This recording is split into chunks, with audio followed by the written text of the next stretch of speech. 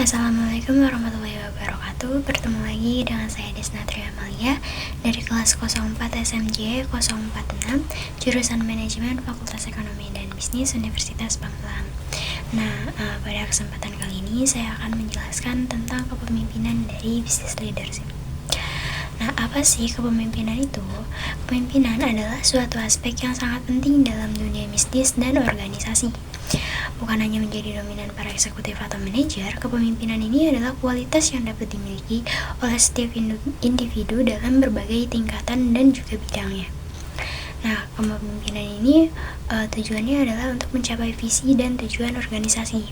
Namun, kepemimpinan juga memiliki aspek-aspek lain seperti harus mengembangkan tim, meningkatkan motivasi, menciptakan lingkungan kerja yang produktif. Untuk fungsinya, kepemimpinan ini memiliki beberapa fungsi, yaitu perencanaan, perorganisasian, pengarahan, dan juga pengendalian. Seorang pemimpin ini harus mampu untuk merumuskan strategi, mengolah sumber daya, memberikan arahan yang jelas, dan mengatur hasil kinerja para timnya. Lalu ada juga beberapa macam gaya kepemimpinan. Di antaranya itu ada kepemimpinan otoriter, kepemimpinan demokratis, dan kepemimpinan transformasional. Apa sih kepemimpinan otoriter itu? Dalam gaya kepemimpinan ini, pemimpin itu mengambil keputusan secara tunggal dan memerintah timnya secara tegas. Mereka ini memberikan sedikit ruang untuk para anggotanya untuk berpartisipasi dalam pengambilan keputusan. Untuk kepemimpinan gaya demokrasi, itu pemimpin yang mengadopsi gaya ini tuh biasanya mengajak anggotanya untuk berpartisipasi dalam pengambilan keputusan. Mereka menghargai masukan dari tim dan menciptakan lingkungan kerja yang produktif. Lalu yang ketiga ada gaya kepemimpinan transformasional. Pemimpin ini memotivasi dan menginspirasi anggota tim untuk mencapai tujuan yang lebih tinggi.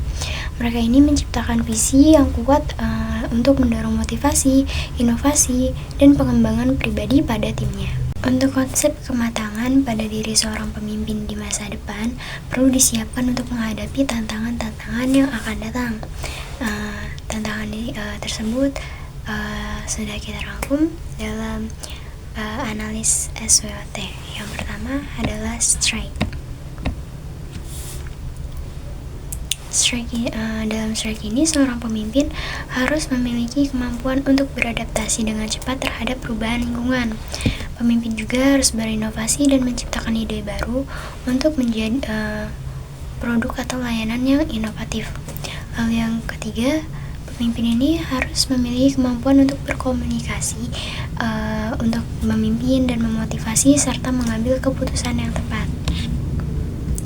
Lalu ada weakness, keterbatasan sumber daya seperti kurangnya SDM atau modal, lalu rendahnya kapasitas teknologi atau kurangnya pemahaman atau penggunaan teknologi, dan lalu ada keterbatasan jaringan juga. Untuk yang opportunities-nya ini adanya peluang untuk memperluas pasar atau memasuki pasar yang berkembang. Lalu perkembangan teknologi yang baru ini dapat digunakan untuk meningkatkan efisien operasional. Lalu yang ketiga ada perubahan regulasi seperti peraturan atau kebijakan pemerintah yang menciptakan peluang baru untuk para bisnis.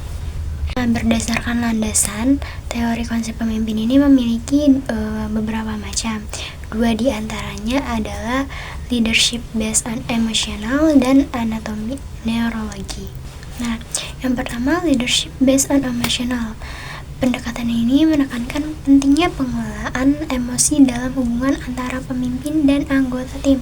Untuk mempraktikannya dapat dilakukan dengan cara memberikan dukungan emosional, menginspirasi atau memotivasi tim dengan penuh perhatian dan menunjukkan empati pada anggota tim. Untuk yang anatomi neurologi leadership, pendekatan ini tuh mencakup pemahaman tentang bagaimana otak bekerja dalam konteks kepemimpinan dan bagaimana struktur otak mempengaruhi perilaku dan keputusan kepemimpinan.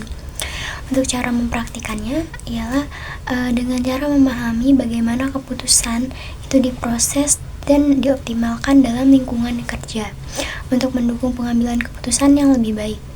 Nah, hal ini bisa dilakukan dengan menggunakan teknik-teknik seperti visualisasi, meditasi, atau latihan pernapasan untuk mengolah stres dan meningkatkan kesejahteraan mental tim.